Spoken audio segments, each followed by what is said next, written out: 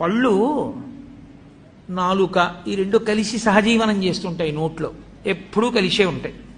ఒకానొక నాడు నాలుక పళ్ళని అడిగింది, నేను రుచి ఒకటే చూస్తాను, కానీ నిజానికి కఠినమైన పదార్థాలని పెడితే నేను రుచి చెప్పలేను.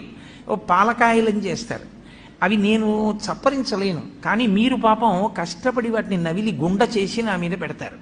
నేను చక్కగా ఇంత రుచిగా ఉందని దాని రుచి చూసి లోపలికి తోస్తూ ఉంటాను. ఇలా ఎన్ని పెట్టారో నవిలి మీరు.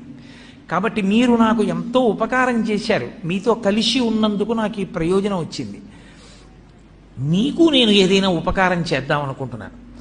కాబట్టి మీకు నేనేం ఉపకారం చెయ్యగలను చెప్పండి. మీరు 32 మంది, నేను ఒక్కదాన్ని. 32 మంది కలిసి నాకు ఒకదానికే ఉపకారం చేస్తున్నారు ఇన్నాళ్ళ నుంచి.